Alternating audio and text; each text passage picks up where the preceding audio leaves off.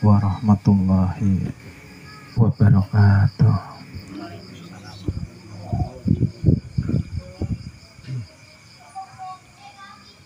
Bismillahirrahmanirrahim.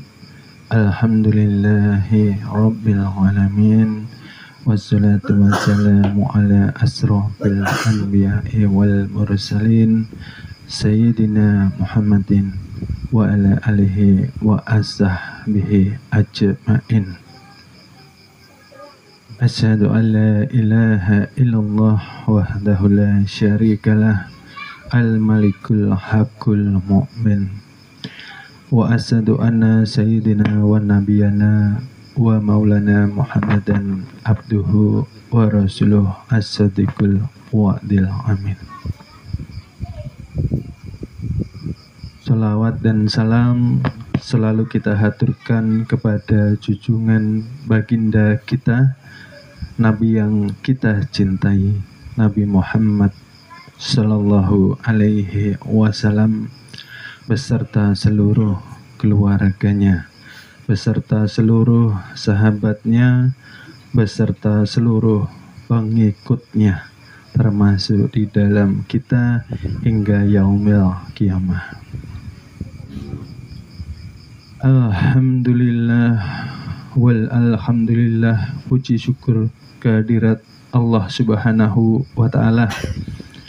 Pada malam hari ini kembali kita diberikan anugerah nikmat sehat dan diringankan langkah serta hati kita untuk berjalan mendatangi dan berkumpul di majelis ilmunya Allah Subhanahu wa Ta'ala. Dengan sehat tiada kurang suatu apapun. Mudah-mudahan Bapak Ibu yang dirahmati Allah Subhanahu wa Ta'ala, mudah-mudahan semua di dalam keadaan sehat. Sehat zahir maupun sehat batinnya. Nah, alhamdulillah telah kita lalui Idul Adha, hari raya kurban. Mudah-mudahan jamaah di sini sudah berhasil di dalam berkorban, ya. Yang belum mampu berkorban dengan kambing, belum mampu berkorban dengan sapi, harapannya kita mampu berkorban melalui pemotongan hawa nafsu, pemotongan tabiat akhlak budi pekerti yang tidak baik di dalam qalbu, di dalam pribadi kita, dengan memotongnya dengan kalimah la ilaha illallah, la ilaha illallah. Nah, itu sarana memotongnya. Nah, jangan kada kurban kambing, kada kurban sapi, kada pula kurban di dalam diri. Nah, masih hidup hewannya ternyata, subhanallah. Maka menuju kepada Allah perlulah yang dikatakan iman takwa melalui pengorbanan. Nah, di situ siapa yang kada berani berkorban, artinya kada berani mengalahkan kesenangan hawa nafsu syahwat duniawinya, maka mustahil akan bertemu dengan Allah Subhanahu wa Ta'ala. Malam ini kita ingin mengkaji kajian daripada makna hakikat daripada menjalankan ibadah yang Allah undang ke tanah suci Mekah. Ya. Artinya berarti ibadah ini ibadah haji. Dan pada hakikatnya kita harus mengetahui ibadah haji ini hakikatnya wajib. Ada uang atau tidak ada uang. Yang ada uang berarti berangkat ke tanah suci Mekah melalui dana dan biaya yang sekiranya kita sudah mampu. Ya? Yang belum mempunyai biaya tetap harus haji. Perjalanan maksudnya menuju ke dalam hakikat daripada rahasia diri pribadi. Nah, okay. Tetapi ketika kita kaji nanti jangan kita benturkan. Yang ingin berangkat ke tanah suci Mekah dan yang sudah terlanjur mendaftar, yo harus berangkat. Tapi alangkah baiknya ketika kita sudah haji secara hakiki, ya, pendatang yang diundang ke rumah Tuhan di Baitullah secara syariat di Makkah Al-Mukarramah, secara batiniah qalbun mukmin baitu. Nah, hakikat haji perjalanan diri mendatangi undangan Allah. Kalau diundang harus bertemu dengan yang lah ini kalaunya berangkat kada bertemu dengan yang mengundang, biasanya pulangnya bukan mabrur. Nah, okay? Karena kenapa? Tidak bertemu. Tidak bertemu itu artinya ibadah yang kita lakukan, perjalanan dari Indonesia menuju tanah suci Mekah tidak diterima. Okay. Kalau tidak diterima yo subhanallah. Maha suci Engkau. Okay. Jadi ingin kita kaji secara hakikat supaya kita yang belum mempunyai dana berkesempatan juga melaksanakan haji secara hakikat, perjalanan menuju ke dalam diri pribadi yang merupakan rahasia tajalli daripada zat sifat daripada Allah Subhanahu wa Ta'ala. Okay? Oleh sebab itu ketika kita berangkat haji tidak memahami arti makna yang sesungguhnya, undangan daripada Allah ini, nah Bapak Ibu, yang diundang siapa Bapak Ibu? Manusia. Manusia itu yang mana? Yang hatinya hidup. Yang hatinya hidup seperti apa? Yang mati pengakuan dirinya. Nah, itu yang diundang. Kalau berangkat hatinya masih buta, masih tuli, masih bisu, belum bisa menyaksikan kebesaran Allah di dalam dirinya yang terang benderang, nyata senyata-nyatanya, maka dia berangkat dalam keadaan mati hatinya. Nah, makanya nanti ketika mati itu hubungannya, kalau wukuf di Arafah ya tidak bisa nangis karena hatinya mengeras seperti batu. Tidak ingat dosa-dosanya, tidak ada rasa penyesalan di dalam qalbunya. Karena orang-orang seperti ini diharapkan memperbanyak istighfar.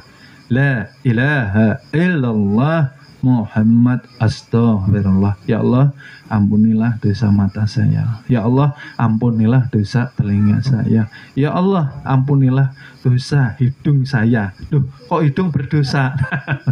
Ya karena terkadang kita selalu menghisap keburukan orang. Harusnya kita tidak tahu keburukan orang, akhirnya kepo. Itu menghisap. Nah, jadi yang harusnya kita tidak tahu, yang harusnya hati kita bersih, maka kemasukan kotor. Nah akhirnya kemana-mana. La ilaha illallah Muhammad astaghfirullah. Ya Allah, ampunilah mulut saya, ampunilah tubuh saya, ampunilah kedua tangan saya, ampunilah kedua kaki saya, yang harusnya saya ini setiap malam minggu jalan ke majelis, nah diberikan sehat walafiat, subhanallah. Kenikmatan Allah dipakai untuk mengingkari kewajiban tolabul ilmi, dan itu merupakan kezoliman yang besar kepada diri, karena barang siapa mengingkari kewajibannya bertolabul ilmi, khawatirnya Bapak Ibu, karena kebodohan ini dekat dengan api neraka.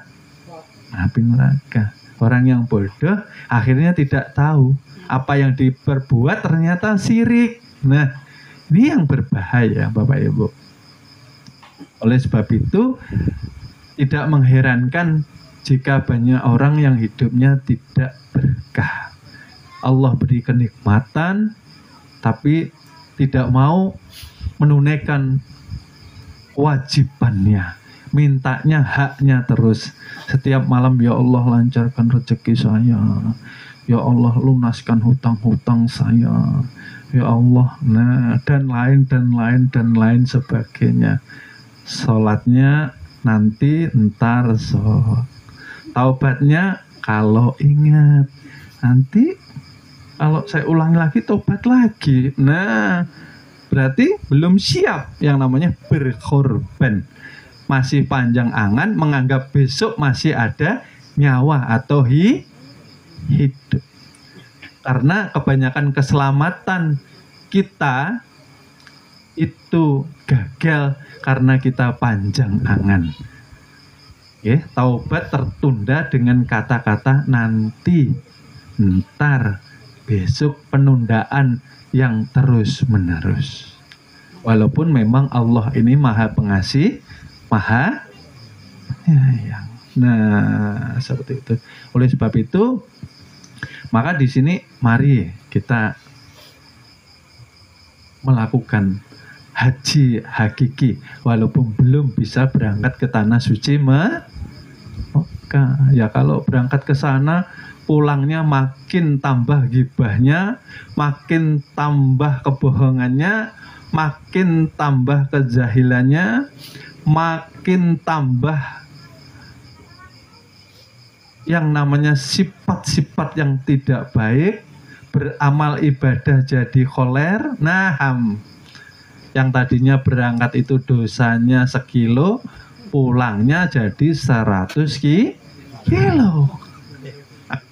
Lah, kok bisa? Ya harusnya ketika sudah ke tanah suci Mekah, pulang harus sudah kembali bersih dan Oleh sebab itu Bapak Ibu, ketika kita menunaikan ibadah haji setelah mikot, ya, mengambil niat, ya, itu di dalam kajian tasawuf ialah baiat, ya, perjanjian. Maka kita diharapkan kembalilah kepada kesadaranmu sebelum engkau mempunyai apa-apa. Oleh sebab itu, kalau haram, ya seperti bayi barulah lahir, maka telanjangilah dirimu. Jangan engkau bawa kekayaanmu, jangan engkau bawa jabatanmu, jangan engkau bawa yang namanya kedudukanmu atau pangkatmu ketika engkau ingin menuju kepadaku. Oleh sebab itu, kain ihram ini ada jahitannya enggak Bapak Ibu? Enggak ada. Kenapa? Karena kalau dijahit lengket, betul, menjadi satu. Nah, dijahit itu kan disatukan. Ya betul. Itu kias Bapak Ibu maksudnya. Jangan engkau kaitkan pangkat, jabatan, dunia, dan segala sesuatunya, harta benda masuk ke dalam kol. Nah, kalau menuju kepada Tuhan tidak boleh bawa apa-apa. Oleh sebab itu laki-laki yang nggak boleh ada jahi, ya kah? Ya itulah seperti bayi barulah lahir. Seperti ketika kita sudah meninggal, ditelanjangi juga Bapak Ibu. Karena baru lahir atau pulang pun kita tidak mempunyai apa-apa hakikatnya. Jangan mencintai yang bukan hak milik kita. Itu loh, kalau ihram, ya, pakailah pakaian takwamu. Ketika engkau ingin memulai perjalanan ke dalam dirimu menuju kepada Tuhanmu, tanggalkan kesombonganmu. Kamu merasa mempunyai ilmu, mempunyai jabatan, lalu sewenang-wenang, lalu sombong, lalu ujub, lalu riya. Siapa yang punya? Siapa yang punya? Maka saya katakan, belajar di majelis ini bukan untuk pintar, tapi untuk menjadi bungul. Jangan-jangan kita salah nih belajar di sini nih. Kita belajar di sini belajar sampai bungul. Kenapa? Ketika orang bungul, dia mampu memposisikan dirinya menjadi hamba Allah. Dia kadang mau merasa hidup, ia kadang mau merasa hebat, ia kadang mau merasa wujud, dia kadang mau merasa memiliki ilmu. Dan orang bungul inilah yang hakikatnya orang selamat.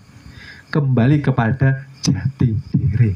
Siapa yang bilang kita ini hebat karena ilmu? Jangan salah nih kita nih.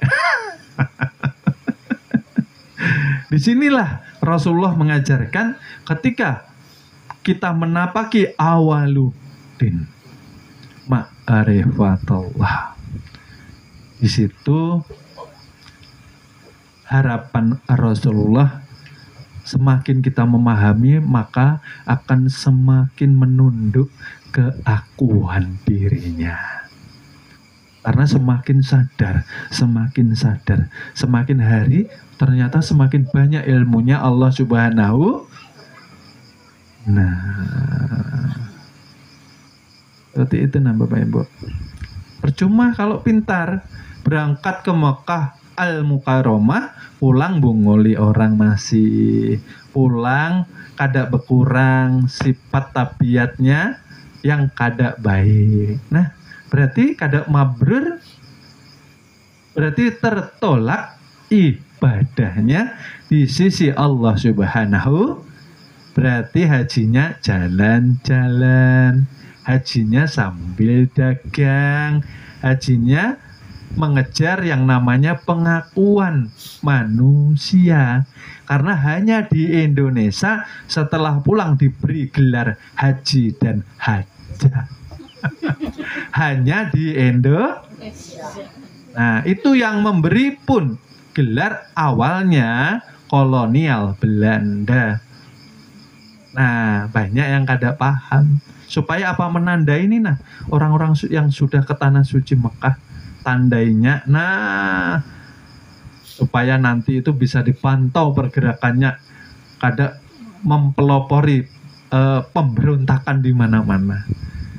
Zaman dulu Bapak Ibu kalau sudah pulang dari Mekah berani apapun. Takutnya hanya sama Allah. Kita sekarang terbalik. Haji akhir zaman jalan-jalan, ya. Ketika berangkat, ketika tawaf nangis Bapak Ibu. Nangis terharu, ya Allah. Dekatnya hamba di sini melihat lautan manusia, terharu, menangis. Ternyata bisa menangisnya hanya di sana. Karena dalam kesadarannya Tuhan berdiam di setelah kembali ke Indonesia enggak lagi terharu. Berarti Tuhannya hanya Subhanallah, Maha Suci Engkau ya Rabb, Maha Suci Engkau ya Allah. Padahal Allah selalu meliputi kita. Kemanapun kita melihat, di situ Allah ada. Kemana kita berangkat pergi, kemanapun Allah membersamai kita. Nah, ini yang perlu kita kaji ulang, ya. Dan setelah ihram, semua ditinggalkan ya Bapak Ibu, memenuhi undangan Tuhan tadi. Nah, syaratnya kamu harus meninggalkan segala hal sesuatu yang tidak aku senangi, kata Tuhan. Gak boleh sombong sama aku. Berarti sama manusia pun tidak boleh amar ma'ruf nahi mungkar. Seperti itu Bapak Ibu. Apapun yang Allah larang jangan sampai kita langgar. Tapi kebanyakan kita, ini loh, hanya sekedar memahami ilmu tapi kada mengamalkan. Ada yang mengamalkan kada maunya istirahat. Kada ada takutnya, kada ada malunya, apalagi timbul mahabbah, rasa cinta kepada Allah Subhanahu. Makanya ini untuk perenungan kita setiap hari. Apakah sudah haji kita? Karena haji tidak menunggu setahun sekali, harus setiap hari secara hakiki, nggih. Kajiannya secara hakiki. Karena kita mengkaji ilmu tauhid, maka kajiannya mengarah kepada tasawuf dan ma'rifah. Jangan lalu kita terlepas dari kewajiban kita menunaikan ibadah haji. Nah, itu yang pertama, ya. Setelah miqat ihram. Lalu setelah ihram tawaf. Kalau tawaf memutari Ka'bah sebagai Baitullah yang hakikatnya ada di dalam qalbun mukmin baitu. Nah, memutari dari kiri ke kanan. Dari kanan ke kiri ya, mohon maaf. Nah, kenapa ke kiri? Karena qalbu kita terletak di kiri. Nah, memutari maksudnya apa? Memutari itu maksudnya jangan sampai engkau tidak mengunjungi qalbumu dengan mengingat Tuhanmu selama 7 kali. Selama 7 hari. Karena 7 kali kaitannya dengan 7 hari. Maka dari Senin sampai Minggu kita harus ingat kepada Allah Subhanahu, bukan hanya ketika pas tawaf. Loh, maksudnya ingat enggak? Katanya Tuhan hanya satu, Ahad. Nah, tapi susah diingat. Maka sudah nyata ini, nyata. Ini bukan Tuhan, tetapi dengan pandangan qalbu kita ternyata kezahiran kita merupakan tajali daripada zat sifat Allah yang ingin dikenal. Kemana aja selama ini? Kok masih bisa zolim? Nah, makanya ketika orang zikir, Bapak Ibu, kenapa tidak sampai kepada Tuhan? La ilaha illallah, la ilaha illallah, la ilaha illallah. Harusnya sampai, harusnya masuk, harusnya bisa merasakan nikmatnya zikir. Tapi kenapa nggak bisa merasakan? Setiap kali engkau zikir, maka engkau akan aku laknat, kata Tuhan. Wih, ngeri Bapak Ibu. Setiap kali zikir kita dilaknat. Jadi takut-takut kita zikir. 100 kali kita zikir, kita dilaknat juga 100 kali. Loh, kenapa? Karena setelah kita zikir, kita masih berbohong. Setelah kita zikir, kita masih mencela orang. Setelah kita zikir, kita masih menjolimi saudara kita. Maka dicela. Menakutkan Bapak Ibu kalau tidak tahu. Setelah zikir ini mengadu domba. Dapat gibahan dari oh iya itu seperti ini memang. Aduh. Nah. Sebaiknya hati-hati. Karena kita akan menuju kepada Tuhan. Lisan harus dijaga. Kenapa? Karena wasilah kita untuk membersihkan kolbu. Kalau lisan masih kita hiasi dengan perbuatan maksiat, zalim, maka rawan kalau kita Nah, sudah tahu Bapak Ibu sekarang sebabnya kenapa zikir kita tidak pernah sampai. Karena masih membohongi diri, membohongi manusia, membohongi Allah Subhanahu.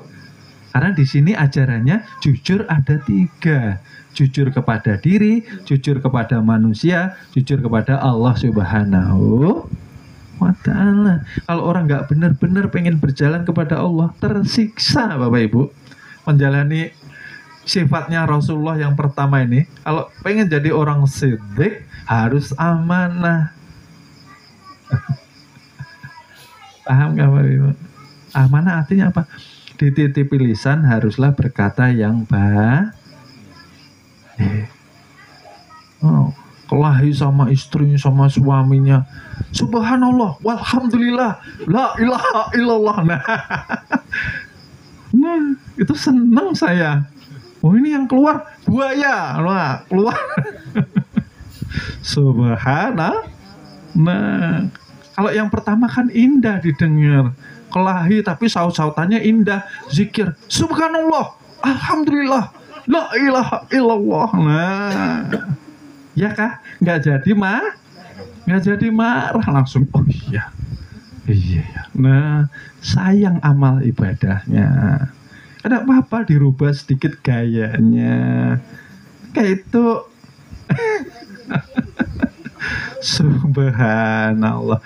Maka 7 hari, 7 kali tawaf 7 hari.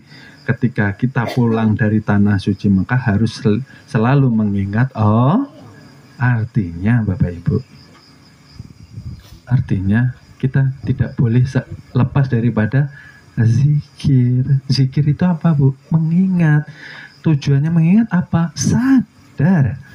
Allahu Allahu Allahu Allahu Allahu Allah. Aku yang hidup. Aku yang wujud. Aku yang melihat. Aku yang mendengar. Kenapa engkau menakutkan segala hal sesuatu yang aku jalani bukan engkau? Nah, yang menjalani hidup siapa Bapak Ibu? Allah melalui zat sifatnya. Lah kita merasa lalu galau. Ya pantas kalau merasa hidup pasti diuji. Kalau merasa hidup pasti dicoba. Ayo tak coba. Kalau kamu merasa hidup, tak beri sedikit miskin. Kalang kabut Bapak Ibu. Nggak tahan aku ya Allah. Cari amalan sugih. Nah, karena merasa ya kah? Kalau mayat itu Bapak Ibu dikasih uang kah? Nggak dikasih uang, ada uang, kada ada uang, sama Bapak Ibu. Ya kah? Maka tadi ihram yang pertama setelah miqat, karena Allah baiat lalu melepaskan segalanya. Ya kah? Seperti bayi yang baru lahir atau seperti orang yang baru di pakaian takwa. Seperti itulah. Makanya ketika kita menuju kepada Tuhan, tidak boleh kita merasa pokoknya diam aja. Ya, diuji ini alhamdulillah, oh berarti masih hidup nih. Alhamdulillah, tambahi ya Allah. Nah, tapi kalau sakit biasanya diam, nggak berani. Tambah emang nggak berani. Maka mempercepat meruntuhkan dosa kita. Makanya ketika kan sering saya mengajari, ketika kita sakit, ketika kita terkena apa, alhamdulillah, tambahi. Nah, yang mendengarkan, oh kurang Bapak itu ya. Subhanallah. Seperti itu Bapak Ibu ya. Setelah melepaskan baru boleh tawaf, ya kah? Nah, baru boleh mengingat untuk meraih yang namanya sadar. Kalau tidak sadar, naik motor harusnya menikung, lurus Bapak Ibu. Tandanya ngantuk, ngelamun. Nah, akhirnya masuk ke sawah. Nah, harusnya nikung, ngerem ini, digas terus. Nah, seperti itu manusia yang tidak sadar. Nah, paham Bapak Ibu ya? Seperti itu. Yeah. Jadi setelah tawaf, maka kita menjalani yang namanya sa'i. Sa'i itu lari-lari kecil ya Bapak Ibu ya. Dari Gunung Safa ke Gunung Marwah. Ini dikisahkan awalnya dahulu ketika Siti Hajar melahirkan Nabiullah Ismail. Nah, ketika melahirkan yang dicari apa Bapak Ibu? Ketika melahirkan yang dicari pertama segala hal sesuatu untuk membersihkan. Iya kah? Nah, untuk dibersihkan. Maka Safa Marwah 7 kali mencari-cari air. Ternyata timbulnya air itu di bawahnya kakinya Nabiullah Ismail. Subhanallah, maha suci engkau, zat yang maha agung, menumbuhkan, menjahirkan di tanah yang tandus sumber mata air. Lalu Ibunda Siti Hajar berkatalah, Zam-zam, berkumpul air ini, tambah banyak, maksudnya gitu. Nah, akhirnya dikatakan air zam. Nah, itu bahasa Arab ya, zam, kumpul, tambah banyak. Nah, sampai sekarang karena daripada doanya Siti nah, zam. Nah, seperti itu. Itu kilas balik daripada sejarah sa'i ya Bapak Ibu. Nah, kembali kita kaji ke dalam untuk menuju kepada Allah Subhanahu wa taala. Usaha bolak-balik ialah usaha kita untuk bersungguh-sungguh menuju kepada Allah Subhanahu wa taala secara istiqomah untuk mencari air kesucian untuk membasuh najis batin yang ada di dalam kolbu karena mustahil menuju kepada Tuhan tanpa pembasuhan kolbu daripada mengeluarkan najis batin. Yang pertama ialah dikatakan riyadhah itu usaha secara terus menerus atau continue, mendekatkan diri kepada Allah ya melalui zikir, melalui sholawat, melalui sunnah, mengeluarkan sifat-sifat yang tercela. menghiasinya dengan sifat-sifat yang mulia. Itu namanya riya usaha, Bapak Ibu. Makanya berlari-lari kecil, nggih. Yang kedua ialah setelah riyadhah, setelah bersih hati dari sifat-sifat yang tidak baik, dihiasi dengan sifat yang terpuji. Selanjutnya ialah mujahadah. Nah, mujahadah ini artinya memerangi keinginan kita untuk tidak menuruti kesenangan hawa nafsu. Nah, contohnya apa Bapak Ibu? Contohnya ketika malam mata itu maunya guring terus. Nah ini mata ini guring terus nyaman benar. Nah, nanti kalau istirahat itu diliang lah, enggak dibangunkan nanti. Di sini kita bersusah payah dahulu, okay? Kita mujahadah dulu, bersungguh-sungguh di dalam memerangi keinginan hawa nafsu yang selalu ingin menjauhkan kita dengan Tuhan kita. Contohnya seperti itu. Apa yang menurut kita nyaman, itu Allah kehendaki untuk memperjuangkannya. Sisihkan waktumu di sepertiga malam.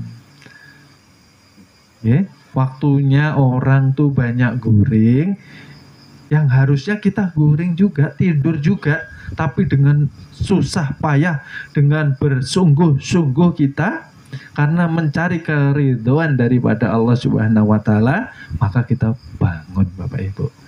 Habis berkamih, buang air kecil, lalu langsung mengambil air wudhu.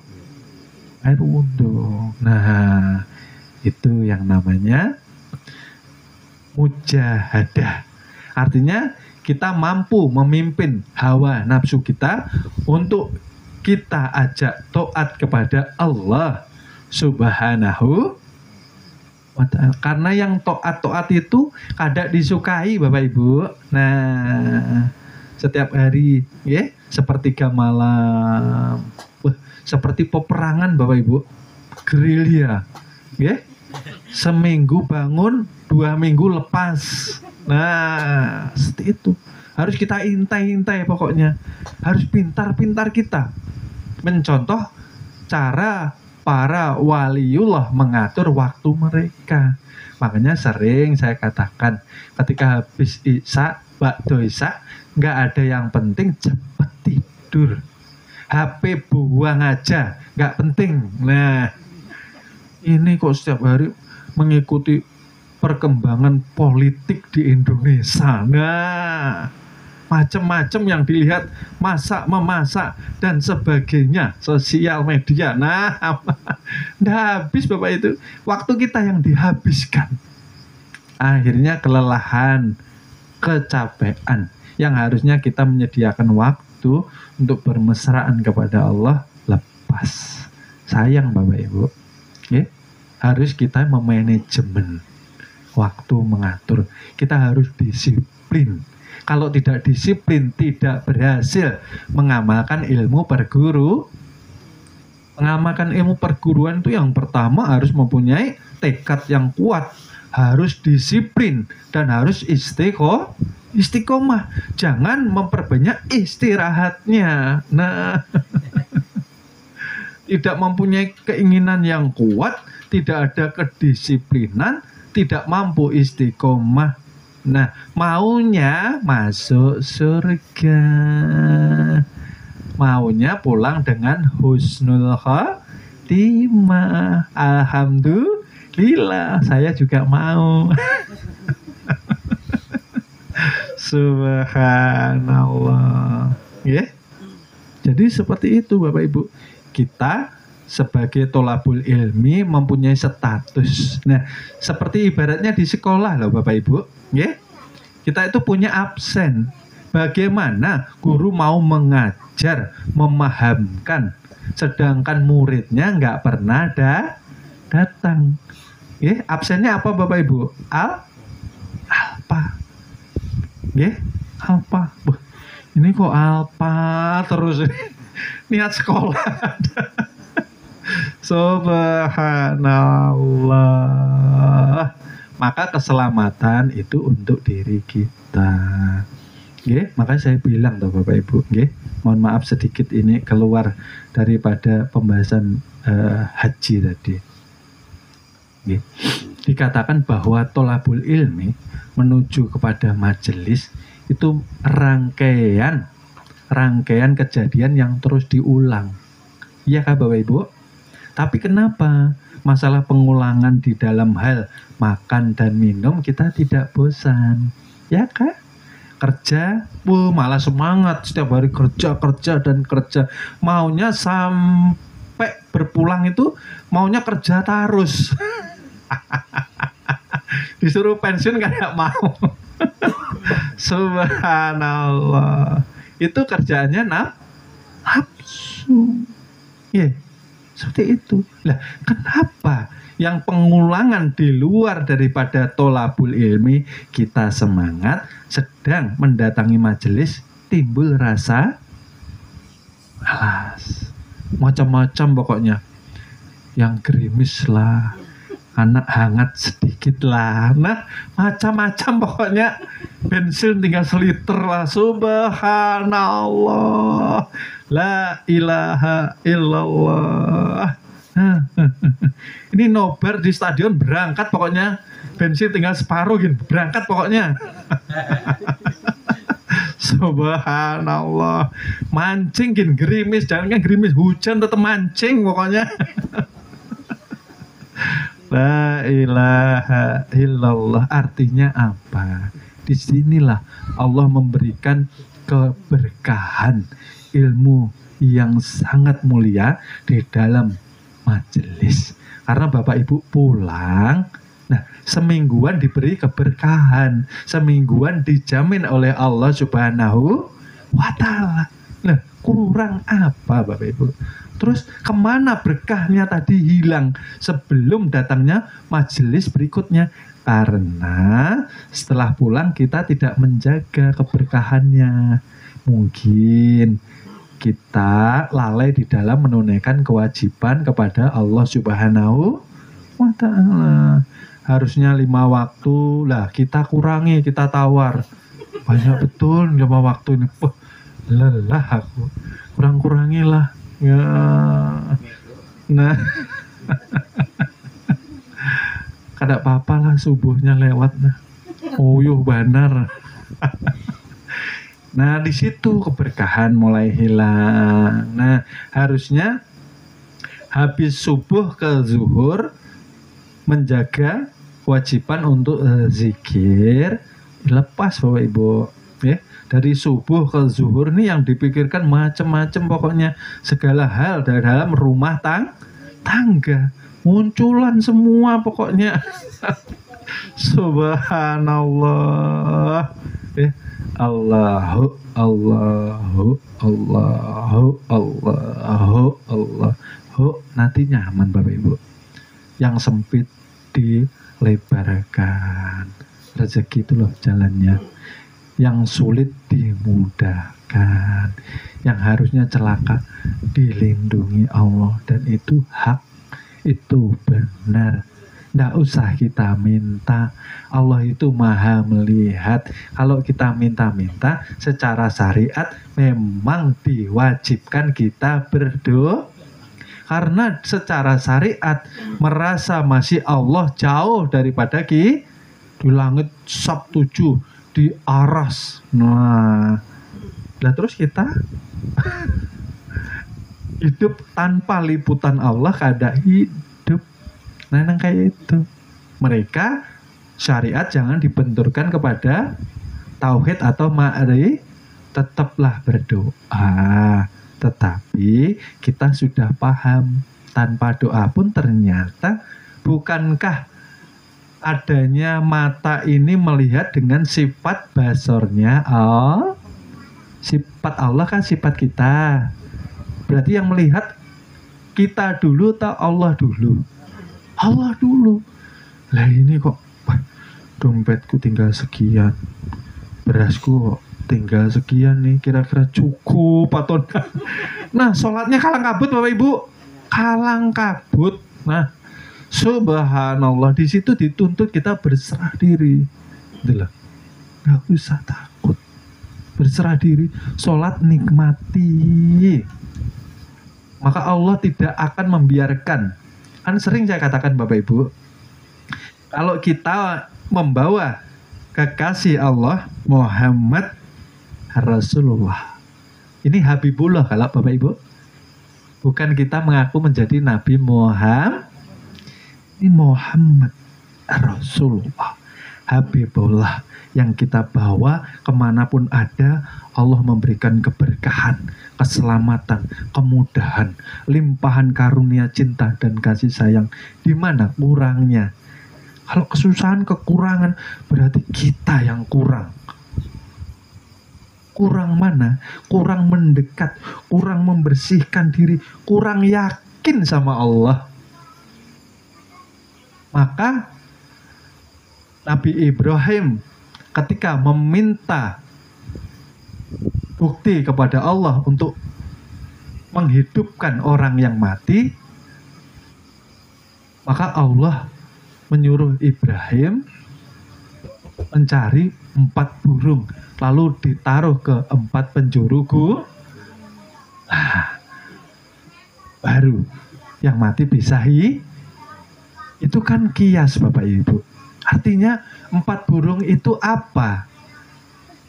Bagian yang ada di kepala 4 burung ialah yang pertama penglihatan 1, yang kedua ucapan lisan, yang ketiga hidung kita, yang keempat pendengaran tutuplah, jangan sampai kemasukan kotoran. Ya Bapak Ibu. Makanya kalau Nabi Ibrahim kan dulu mengajarkan kan untuk mengkiaskan kan seperti ini nutupnya ya Bu. Seperti ini Bapak Ibu. Nah, seperti ini.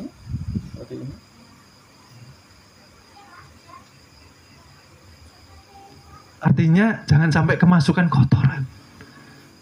Baru bisa hidup hatimu. Artinya apa? Ketika kita sholatul daim Bapak Ibu, diam kita dalam sadar, diam kita dalam paham, diam kita di dalam kefanaan. Makanya saya ulangi lagi, apa yang dilakukan ketika kita wukuf di Arafah, ketika diam tidak boleh berpikir, ketika diam tidak boleh menganalisa, ketika diam tidak boleh mengingat-ingat lagi peristiwa. Ketika diam tidak boleh mempunyai tujuan, angan-angan dan keingin. Itu maksudnya, ditutup itu semua. Lah ini ketika sholatul daim, nah ya mudah-mudahan dengan ini semua kesusahan Allah angkat ya Allah. Nah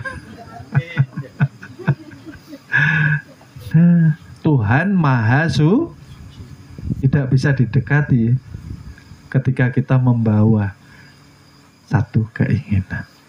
Karena kembali lagi kepada hakikatnya, siapa yang menjalani hidup, siapa yang wujud, maka sudah ditelanjangi, dibukakan rahasia di pelajaran hakikat manusia. Seperti itu, Bapak Ibu. Lalu ketika setelah mujahadah mampu bersungguh-sungguh mengendalikan keinginan hawa nafsunya, maka dilanjutkan dengan muraqabah. Muraqabah itu karena hatinya sudah hidup Bapak Ibu, sadar dia. Artinya sadar kan kemanapun saya berada, saya tidak mampu berbuat dosa. Kemanapun saya berada, saya tidak mampu berbohong. Kemanapun saya berada, saya tidak mampu maksiat. Itu Bapak Ibu, muraqabah. Bukan lagi merasa diawasi, tapi sudah sadar, sesadar-sadarnya bahwa yang melihat itu Allah dahulu. Secara ilmiah kan seperti itu tuh Bapak Ibu. Penglihatan itu kan pantulan cahaya ya Bapak Ibu ya. Ketika mengenai cahaya memantul, maka masuk ke objek mata baru terbang. Karena ada cahaya, nur daripada junjungan Nabi besar kita, Nabi Muhammad Sallallahu. Nah, bagaimana kok kita setiap hari masih melakukan yang Allah tidak ridho? Nah, itu kan suatu gambaran untuk kita mengkoreksi diri selama ini. Kemana saja kita selama ini? Subhanallah. Malunya belum muncul, apalagi takut, apalagi cinta. Bapak Ibu kalau pacaran, kalau ketika mencintai seseorang, inginnya pasti menikah ya Bapak Ibu ya, menjadi satu. Ini zohir batin sudah menyatu. Kenapa kita tidak merasakan nikmat? Kenapa kita tidak merasakan cinta? Berarti masih karena merasa hidup, merasa wujud, akhirnya berani bertindak, melakukan hal sesuatu yang di situ ternyata berjalan di atas kesyirikan. Itu Bapak Ibu. Berangkat naik haji merasa dia yang mampu berangkat ke tanah suci. Nah, ini harus diperbaiki. Bukan kita yang mampu, tapi kita dimampukan. Makanya diundang. Yang diundang itu yang hidup hatinya. Siapa itu? Mereka yang sudah mematikan dirinya secara maknawiyah. Kalau sudah mati, yang muncul siapa? Insan kamil muka. Nah, seperti itu Bapak Ibu. Jadi ini motivasi kita. Kalau kita sudah mampu muraqabah, artinya kita harusnya termotivasi toh Bapak Ibu. Iya kah? Termotivasi untuk apa Bapak Ibu? Untuk menjaga diri supaya tidak berbuat jahat, supaya tidak berbuat dosa. Ya, betul Bapak Ibu. Ini kemana aja selama ini? Dekat dengan Allah ketika di masjid, dekat dengan Allah ketika di majelis, dekat dengan Allah ketika melaksanakan perjalanan ibadah haji, ya, di tanah suci Mekah, menangis-nangis, ya, pulang hahaha. Subhanallah. Artinya belum muraqabah. Nah, kalau belum muraqabah berarti tidak mampu musyahadah itu terbukanya hijab. Orang kalau sudah terbuka hijab Bapak Ibu, melihat segala hal sesuatu itu ahad asa, artinya tidak mampu lagi untuk membenci manusia. Ya, karena yang dilihat bukan casingnya lagi, tetapi yang dilihat ialah hakikat daripada tajalli zat dan sifat. Ya, tapi kalau guru, ya, di satu sekolahan, ya, sampai mengeluarkan anak muridnya, berarti di sekolah itu memang ada yang namanya aturan kedisiplinan. Kalau tidak disiplin, ya namanya bukan sekolah. Kalau dikeluarkan berarti dibebas tugaskan. Bukan dibenci.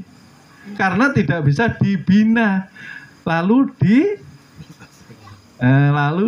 dibebas tugaskan. Mau memilih kemana, monggo. Daripada sekolah dipaksa terus.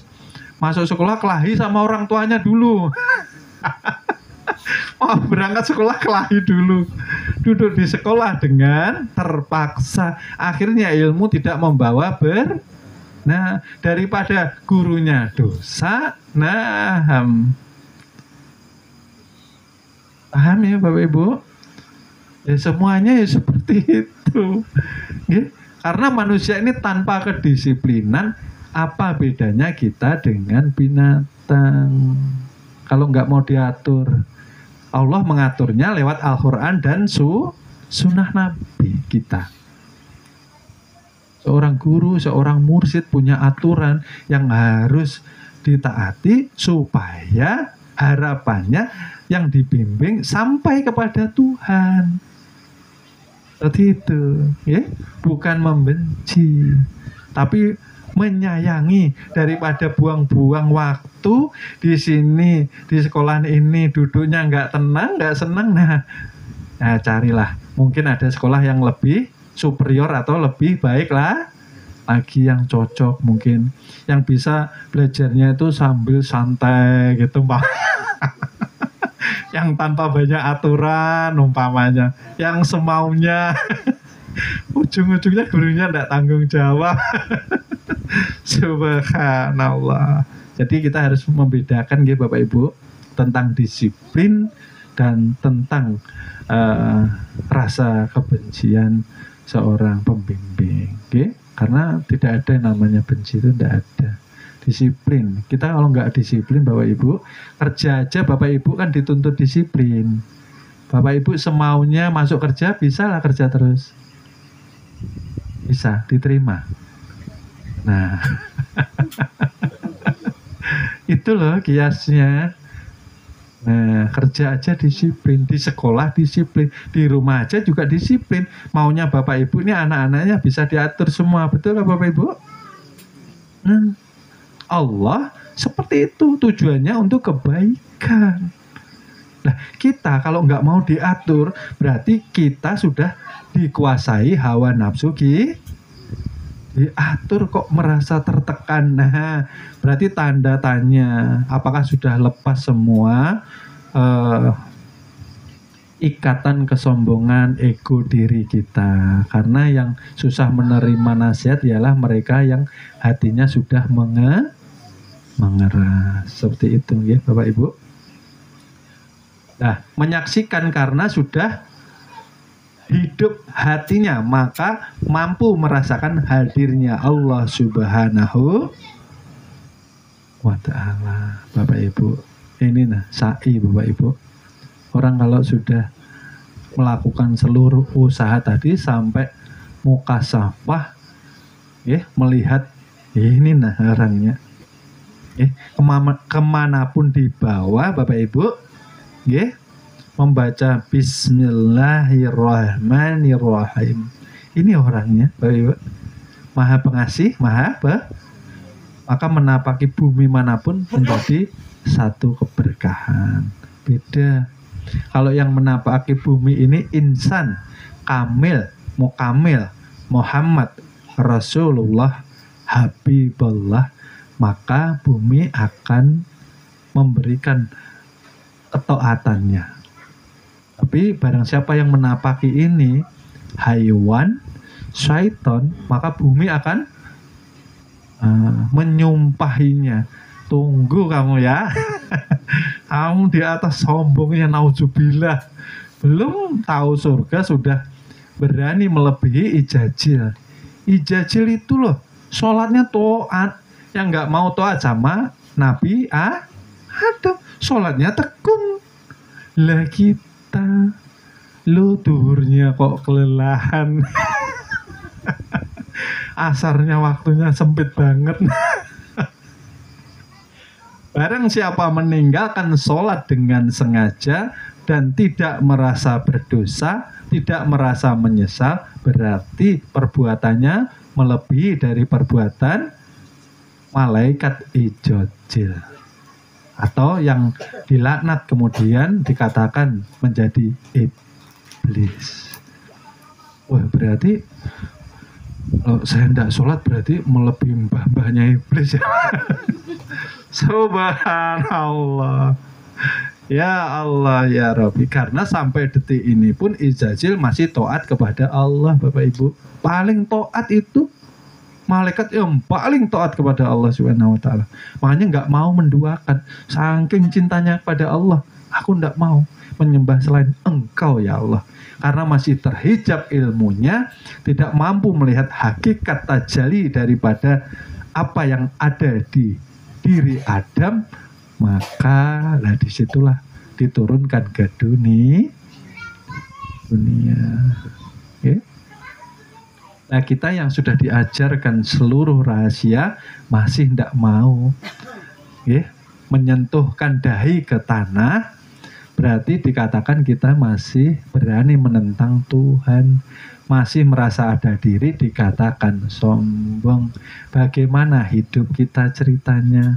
Oleh sebab itu, barang siapa meringankan kewajiban, meninggalkan dengan sengaja, tidak menyesal atas sholatnya, maka lihatlah kehidupannya. Tidak ada berkahnya Bapak Ibu, berantakan. Adapun ketika ada ini Pak, tidak sholat, jarang ke masjid, tapi hartanya melimpah. Nah, itu kenikmatan Allah yang kemurkaan Allah yang dibalut dengan kenikmatan, dikatakan istidrat, kesenangan yang disegerakan di dunia. Supaya apa? Supaya tidak merasa susah, supaya tidak menyebut-nyebut lagi nama Allah. Tidak suka disebut-sebut, karena yang menyebut Allah ini rata-rata fakir, ya Allah, tolong ya Allah, ya Allah, tinggal besok nih ya Allah, nangis.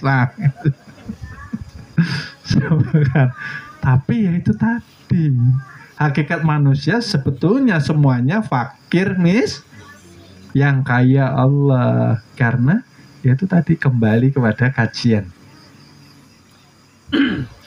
Terlihat meja, hakikatnya kayu.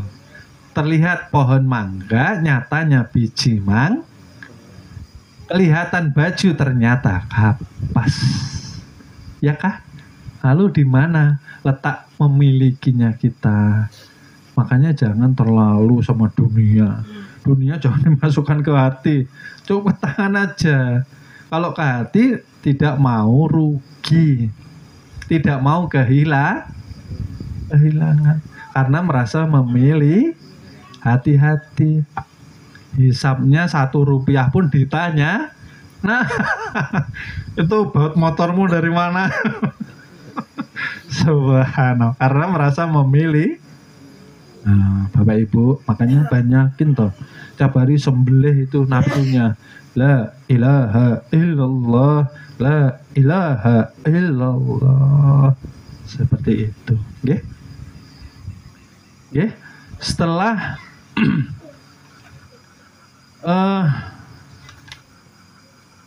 sa'i, maka kita setelah bermalam di Musdalifah, bermalam itu sebetulnya hanya kias Bapak Ibu ya. Bermalam di Musdalifah itu ya hakikatnya bermalam itu kan tidur. Tidur berarti mematikan ego, keakuan diri kita. Nah, setelah bermalam di Musdalifah, maka melontar Masih ingat Bapak Ibu, melontar jumroh itu melontar apa? Melontar sifat iblis di diri. Sifat iblis itu apa? Ketika kita masih merasa melihat, mendengar, mengucap, berkata-kata, merasa mempunyai ilmu, merasa mempunyai daya, kekuatan, kodrat, irodat, itu dilemparkan. Itu loh maksudnya. Ketika sudah kita melontarkan, maka bertemu Allah, kita dalam keadaan mati secara maknawi. Ketika mati, maka timbul terlihat daripada kebesaran Allah di dalam pandangan batin kita. Maka lemparkan sifat ma'ani yang tadinya kita akui. Nah, 7 kalau Bapak Ibu dilemparkan. dilemparkan. Kalau sudah melempar jumrah, pulang tambah sombongnya, tambah zalimnya, berarti itu tambah juga iblisnya di dalam. Subhanallah, la ilaha illallah. Makanya dilempar Bapak Ibu. Setiap hari kita melempar, nggih. Yang dilempar sifat-sifat yang kita akui. Ya, mendatangi Allah dalam keadaan mati. Itulah hakikat syarat kita menunaikan undangan Tuhan. Dikatakan haji harus siap mati secara ma'ani. Toh hakikatnya kita juga mati. Ya kah Bapak Ibu? Makanya ketika sholat daim terlihat wujud atau tidak Bapak Ibu ketika terpejam? Terlihat wujud enggak? Enggak terlihat. Nggih. Seluruh badan tidak terlihat, tapi ada. Berarti yang ada itulah sebetulnya yang tidak ada. Artinya bahwa yang zahir kenyataan daripada yang adanya hidup karena adanya ruh. Maka tidak bergerak, bisa dia memakai baju ihram, dia tawaf tanpa digerakkan, yang hidup itu sendiri. Mampu melempar kah? Kerikil-kerikil tadi mampu ndak? Kalau ndak hidup, ndak mampu. Yang memampukan yang di situ kita harus tafakur Bapak Ibu. Subhanallah, karena setiap perbuatan ada pertanggungjawab. Hati-hati loh Bapak Ibu. Saya ndak menakut-nakuti. Tapi di dalam Al-Quran mengatakan bahwa setiap anggota badan akan bersaksi di hadapan Allah Subhanahu. Artinya ketika kita berbuat maksiat, ketika kita berbuat zalim, ketika kita membohongi, sebetulnya yang rugi itu bukan orang lain. Contoh. Kita membohongi orang, zahirnya kita yang untung, betul Bapak Ibu? Batinnya kita yang buntung. Kenapa?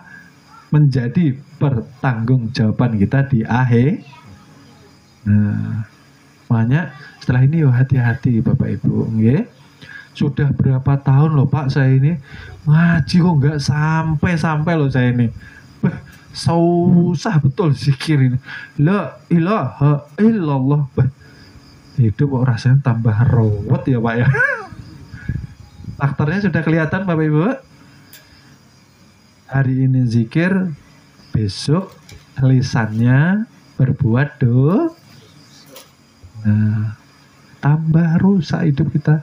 Karena makin banyak zikir, makin tambah banyak kita dilaknat oleh Allah Subhanahu.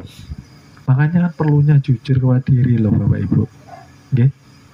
Masa iya saya harus melihatkan yang namanya absen ini. Si Fulan bin Fulan kekurangannya ini harus dibenahi ini. Yo kayak anak TK kalau kayak. Bukankah cukup Allah yang mengawasi kita? Ya, keselamatan kita kembali kepada amal perbuatan kita. Kan seperti itu. Sudah dibimbing, arahnya sudah dibuka lebar-lebar, jalannya sudah ditunjukkan. Tapi terkadang kita jangankan berjalan, terkadang malah kebanyakan berbalik arah. Kenapa? Ya karena ketika kita melangkah meniti jalan ketuhanan, beribadah haji secara hakiki menuju kepada Tuhan ke dalam diri, maka ujian bertubi-tubi. Kita ketakutan, takutan nih. Lah bagaimana? Orang sekolah aja dites dulu kok SD. Pak bisa nulis enggak? Kalau enggak bisa jangan dulu. Capek gurunya. Masuk SD nggak bisa nulis, nggak bisa baca katanya. Subhanallah, ini menuju Tuhan, tapi segalanya yang Allah larang dilanggar semuanya. Subhanallah, Kalau sudah melontar artinya seluruh sifat haiwan dan syaiton yang ada di dalam diri kita pastikan sudah kita tinggalkan. Berarti pulang harusnya lebih baik lagi. Itu namanya mabrur. Ini terkadang tidak. Haji akhir zaman ini terkadang dibela-belain, ikut haji yang mahal, lalu melalui jalur yang beda, tapi hanya untuk jalan pulang akhlaknya, tabiatnya, sifatnya tidak ada yang berubah. Berangkat sering bohong, pulang juga masih sering bohong. Kita setiap hari apakah mau seperti itu? Hari ini kira-kira harusnya kita evaluasi apa yang perlu kita perbaiki. Besok apakah masih terulang lagi? Nah, itu harusnya kita punya catatan sendiri. Di rumah kita. Hari ini apa yang tidak baik di saya tuh apa? Dicatat Bapak Ibu. Kan belajar. Besok diulangi lagi, berarti belum mampu. Nah, seperti itu,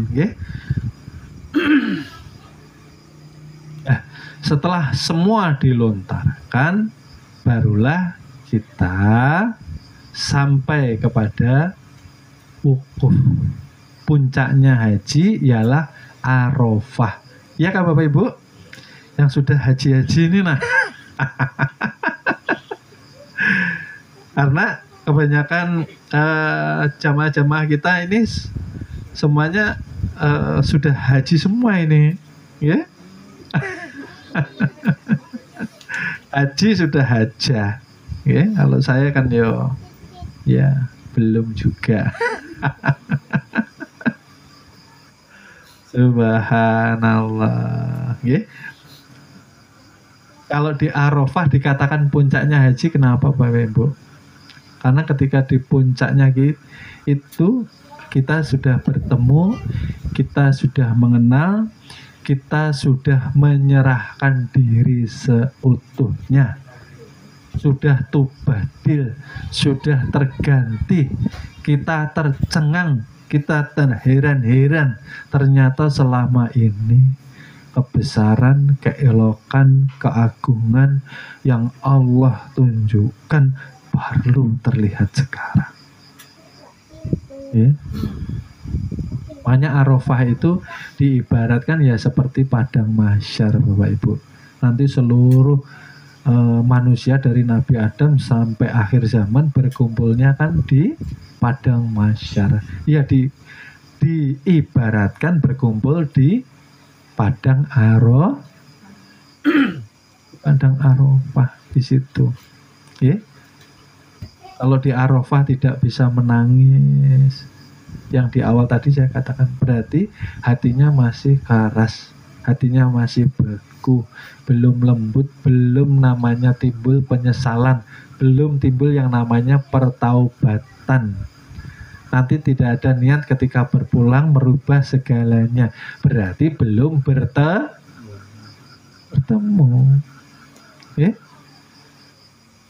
Karena ketika kita sudah wukuf di Arafah, kita sudah mencapai puncak kesadaran. Nah, ternyata ini orangnya, subhanallah. Maka puncak di dalam keilmuan makrifat atau tasawuf ialah diam karena sudah tidak bisa apa-apa Bapak Ibu. Diam karena sudah bukan siapa-siapa. Yang ada hanya Allah dan Rasulullah tajali. Ini mahazar, kezahiran dari kebesaran. Karena Allah ingin tajali, Allah ingin dikenal. Makanya berangkat haji itu tidak boleh membawa kesirikan. Syirik itu menyatakan adanya diri, ego masih mendua. Ya Bapak Ibu, makanya harapan kita kalau belum mampu nih, kalau kita belum mampu naik haji secara syariat, paling tidak kita tetap harus diwajibkan berhaji secara hakikat. Lalu nanti apakah terlihat mabrurnya atau tidak? Nah, selanjutnya esok kita mampu melihat hari ini mabrur atau tidak kita. Tambah rajin sholatnya atau tambah koler. Tambah rajin zikirnya atau tambah koler. Tambah rajin sholawatnya atau tambah merosot. Subhanallah. Makanya semakin hari semakin semangat kita ibadah, karena ada kerinduan, ada cinta, mahabbah yang merasuk ke dalam zauq, rasa atau qalbu kita. Zikir jadi nikmat Bapak Ibu. La ilaha illallah. Karena puncak zikir sadar, puncak sadar diam. Orang kalau sudah diam tidak berani macam-macam, karena sudah menyadari dia seperti bayi dilahirkan, dia seperti mayat yang di dalam genggaman orang yang mengurusi si mayat itu tadi. Ini ngakunya ma'rifah, sholatnya Senin, Rebu, Jumat, kadang Senin, Jumat, Minggu. Subhanallah, la ilaha illallah. Jangan meninggalkan sholat. Barang siapa meninggalkan sholat berarti, nah ini tadi, melebihi yang namanya malaikat izazil. Barang siapa sudah sholat masih berani maksiat, berarti tidak takut oleh keberadaan daripada Allah itu sendiri. Di sini dituntut kejujuran Bapak Ibu. Sudah berapa tahun di majelis, terus hasilnya inilah mabrur atau tidak? Bertahun-tahun tidak mabrur malah kabur. Subhanallah. Menghadapi hidup harusnya makin bahagia, ini kok malah makin ketakutan, makin gelisah, makin kemana-mana hidupnya. Artinya sholatnya belum benar. Orang tuh kalau sudah menyatakan zikir la ilaha illallah, ini bergetar loh korbu ini, saking cintanya loh Bapak Ibu. Bapak Ibu kalau pacaran terkadang kan sampai nggak bisa tidur ya, kan disebut pacarnya terus, yang itulah membekas, itulah rasanya sewenang gitu. Ini nyebut Allah aja, subhanallah. Makanya kalau ribut seperti itu ya Bapak Ibu ya, subhanallah, walhamdulillah, la ilaha illallah. Ya mudah-mudahan Bapak Ibu kita mampu memenuhi undangan Allah dengan kebersihan hati kita, dengan meninggalkan kesirikan, jangan menduakan, meninggalkan sifat-sifat haiwan dan syaitan. Oleh sebab itu di kajian dahulu kan sudah saya jelaskan bedanya kita dengan hewan itu di mana? Di kepala. Maksudnya masih ingat Bapak Ibu ya? Kucing itu punya mata juga 2, telinganya juga 2, hidungnya juga 2, mulutnya 1. Tapi bedanya di mana? Kalau kucing, matanya tidak untuk belajar, telinganya tidak untuk mendengar kajian, mulutnya tidak untuk mendawamkan asmanya Allah, hidungnya tidak merasakan yang namanya kebesaran dari Allah Subhanahu, tidak mau tafakur, hatinya mati. Ya kan Bapak Ibu? Nah terus Bedanya kita dengan hewan apa? Kalau punya mata, tidak mau melihat pelajaran-pelajaran dari Tuhan. Ya kan Bapak Ibu? Tidak mau mengubah diri ini, nah sampai kapan maksudnya? Seperti itu. Yang tawaf itu terus siapa? Tidak menjamin semuanya manusia. Nah, tidak perlu dilanjutkan karena terkadang dana haji pun diperoleh dari dana-dana yang tidak karena hanya jalan-jalan tadi loh Bapak Ibu. Akhir zaman ini haji itu kan perlu pengorbanan zahir batin, nggih. Ini tetangganya masih kelaparan, nggih. Saudaranya masih perlu uluran, nggih, pertolongan. Terus dana sampai ngutang-ngutang. Itu insya Allah ndak mabrur Bapak Ibu. Nah, pulang tambah sedih. Nah, karena nyicil. Ada ya Bapak Ibu? Nah, didahulukan berangkat, pulangnya nah, seperti itu. Okay? Masuk ke dalam meniti undangan untuk haji itu. Ambil hakikat dulu, kalau mampu zahirnya baru berangkat. Artinya kalau yang batin belum dapat esensi hakikat, apalagi Bapak Ibu,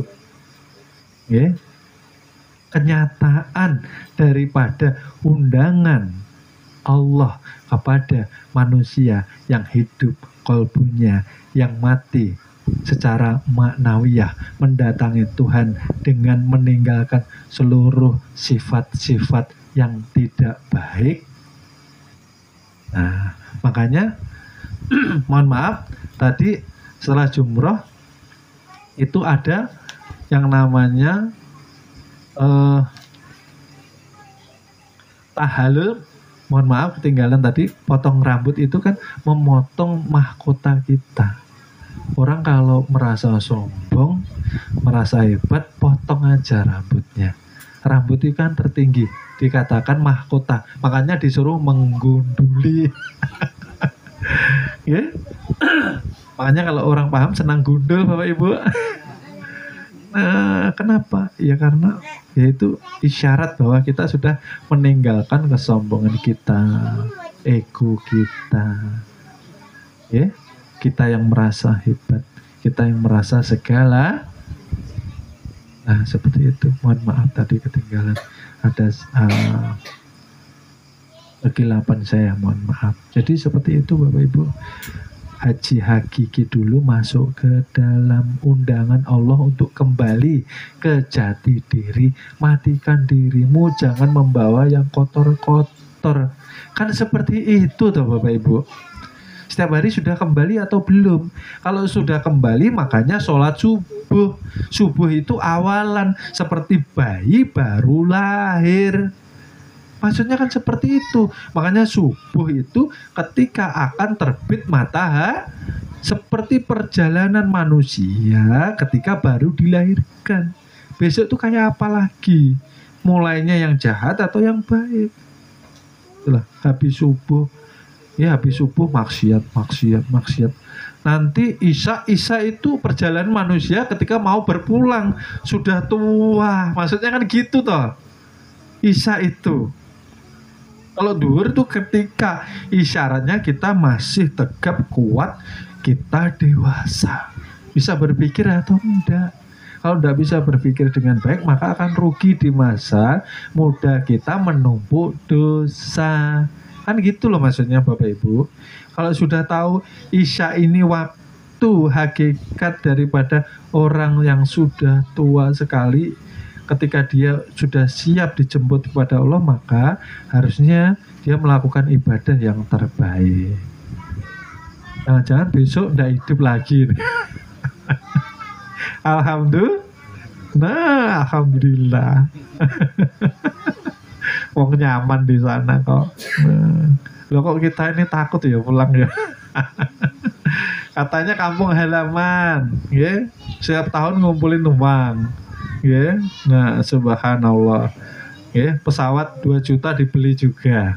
Nah, giliran ke akhirat ya, sedekah kalau Jumat ya ada 10.000, 5.000, 2.000. Nah, ini pasti yang dimajukan yang 2.000 untuk bekalnya pulang ke akhirat loh, pada untuk tiketnya. Subhanallah, ini hanya selingan ya Bapak Ibu ya. Mudah-mudahan setelah kajian malam ini kita mampu menjadi tamunya Allah yang diterima, ya, menjadi tamunya Allah yang mampu mabrur. Mudah-mudahan besok kita mampu merubah yang tidak baik menjadi baik. Ya. Itu perlu tekad, kedisiplinan dan istiqomah ya Bapak Ibu. Ya, mudah-mudahan kajian malam ini membawa keberkahan, keselamatan, ampunan dari Allah Subhanahu wa taala kepada kita semua ya. Amin amin ya rabbal alamin. Mudah-mudahan ya seluruh jamaah yang ada kesusahan ya, ada pinjaman, Allah lunaskan, Allah angkat kesusahannya ya. Yang sakit disembuhkan, yang malas dirajinkan, yang koler diistiqomahkan. Amin amin ya rabbal alamin. Mungkin sekian ulun menyampaikan, mohon maaf, mohon ridhonya dunia wal akhirat, karena masih sangat-sangat banyak kekurangan, sangat banyak kekhilafan di dalam ulun menyampaikan. Ulun beribu-ribu mohon ampun, mohon ridho lawan pian dunia akhirat. Ulun akhiri sekian. Akhirul kalam. Wassalamualaikum warahmatullahi wabarakatuh.